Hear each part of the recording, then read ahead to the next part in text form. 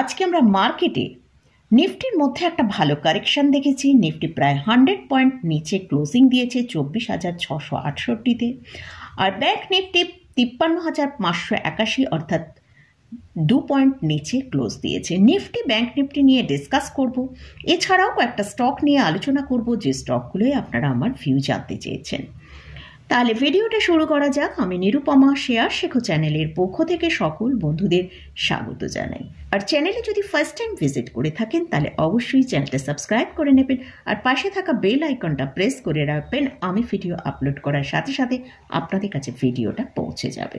আজকে আমরা মার্কেটের মধ্যে যেটা দেখলাম, নিফটি ফ্ল্যাট টু নেগেটিভে ওপেন করেছিল, তারপর নিফটি যে হাইটা তৈরি করেছে 24,781, সেখান থেকেই আমরা কিন্তু নিফটির মধ্যে একটা ভালো কারেকশান দেখতে পেয়েছি।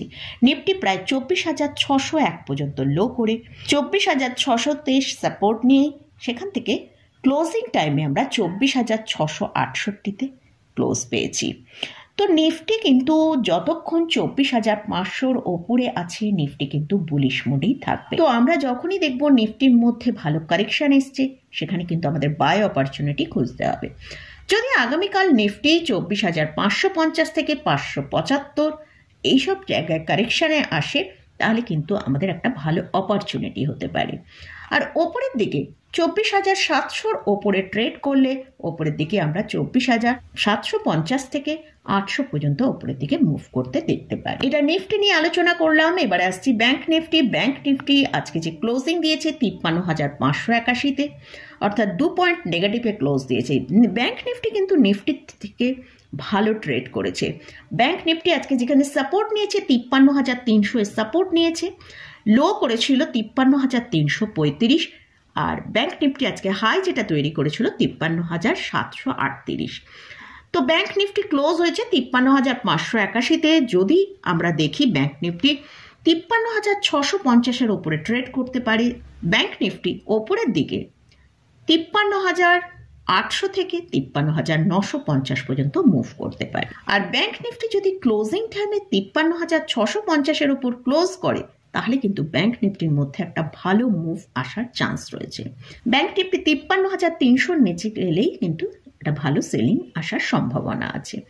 এটা নিফটি এবং ব্যাংক নিফটি নিয়ে আলোচনা করলাম। এবার কয়েকটা স্টক নিয়ে আপনারা আমার ভিউ জানতে চেয়েছেন, সেই সব স্টকগুলো নিয়ে আলোচনা করছি। ফার্স্ট যে স্টকটা নিয়ে আলোচনা করছি সেটা হচ্ছে এনফিবি।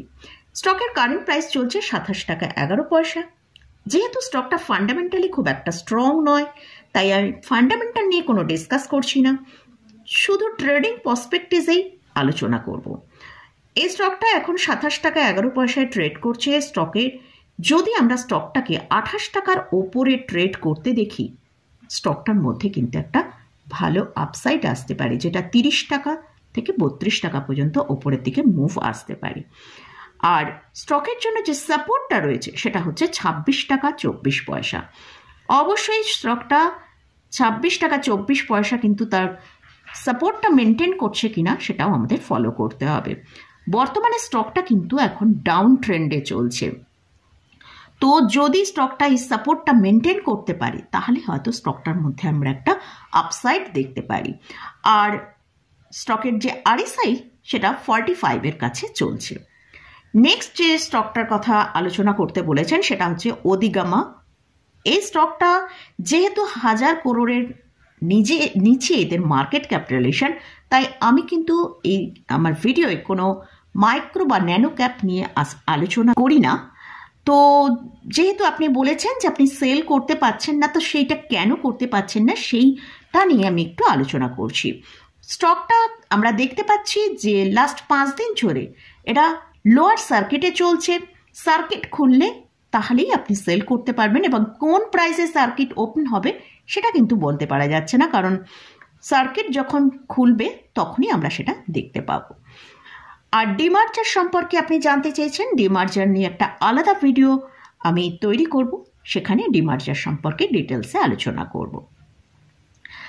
লাস্ট যে দুটো স্টকের জন্য আমার ভিউয়ার্স আলোচনা করতে বলেছেন সেটা হচ্ছে লং টার্ম পার্সপেক্টিভে।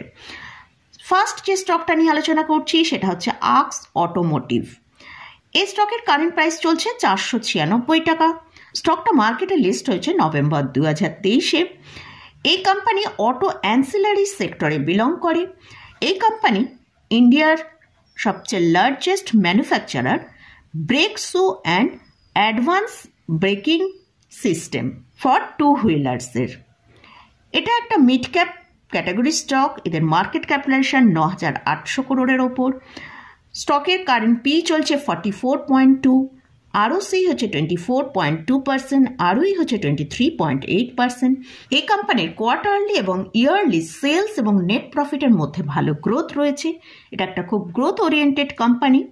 এছাড়াও এদের ক্যাশ ফ্লো পজিটিভে ট্রেড করছে। কোম্পানিতে ডেপ্ট রয়েছে। আমরা যদি এই কোম্পানির শেয়ার হোল্ডিং প্যাটার্ন একবার দেখি, প্রোমোটারের হোল্ডিং হচ্ছে 78.95%, এফআইসের হচ্ছে 9.16%, ডিআইসের হচ্ছে 4.51%, পাবলিকের আছে 7.38%। ফান্ডামেন্টালি কিন্তু কোম্পানি ঠিকঠাকই আছে। তো লাস্ট এক বছরে এই কোম্পানি 75.98% রিটার্ন দিয়েছে। যদি কোম্পানির ফান্ডামেন্টাল এরকম ঠিকঠাক থাকে তাহলে কিন্তু লং টার্মে কোম্পানি একটা ভালো রিটার্ন দিতে পারে। তাহলে অবশ্যই কিন্তু ডিক্লাইনে বাই করা বেটার হবে। লাস্ট যে স্টকটা নিয়ে আলোচনা করছি সেটা হচ্ছে সুপ্রিয় লাইফ সায়েন্স লিমিটেড। স্টকের কারেন্ট প্রাইস চলছে 734 টাকা। Small cap category stock. এরা অ্যাক্টিভ ফার্মাসিউটিক্যালস ইনগ্রিডিয়েন্টস ম্যানুফ্যাকচারিং করে। মার্কেট ক্যাপিটালাইজেশন 5,900 করোড়ের ওপর। পি হচ্ছে 37.5, একটু হাই পিতে ট্রেড করছে। যদি বাই করতে হয় অবশ্যই কারেকশানে, ভালো একটা কারেকশান এলে সেখানে বাই করা বেটার হবে। আরওসি হচ্ছে 22.2%, আরওই হচ্ছে 15.7%। Company almost debt free company. Company March 2024-এ সেলস হয়েছে 570 করোড়, নেট প্রফিট হয়েছে 119 করোড়। এদের শেয়ার হোল্ডিং প্যাটার্ন যদি দেখি, প্রোমোটারের হোল্ডিং হচ্ছে 68.30%, এফআইসের হোল্ডিং 6.03%, ডিআইসের হচ্ছে 5.45%, পাবলিকের হচ্ছে 20.22%। তো কোম্পানি মার্কেটে লিস্ট হয়েছে ডিসেম্বর 2021-এ। লাস্ট 3 ইয়ার্সে এদের যে রিটার্নটা দিয়েছে সেটা 51.75%। তো যদি স্টকটা বাই করতে হয় অবশ্যই একটা ভালো ডিপ এলে তবেই লং টার্মের জন্য বাই করলে আমরা এখান থেকে একটা ভালো রিটার্ন পেতে পারি। তো এই স্টকগুলো নিয়ে আলোচনা করলাম। এই স্টকগুলোয় কোনো বাই রেকমেন্ডেশন নেই। তো ইন্ডেক্স এবং স্টক নিয়ে আলোচনা করলাম, তো কোথাও কোনো বাই রেকমেন্ডেশন নেই। যদি আপনারা কোনো স্টকে বা ইন্ডেক্সে পজিশন নিতে চান তার আগে ভালো করে চার্ট অ্যানালিসিস করে নিন, তারপরে বাই করবেন। তো মোটামুটি আজকের মতন ভিডিওটা এখানেই শেষ করছি। ভিডিওটা যদি ভালো লাগে অবশ্যই লাইক করবেন, শেয়ার করবেন, সাবস্ক্রাইব করবেন। ধন্যবাদ।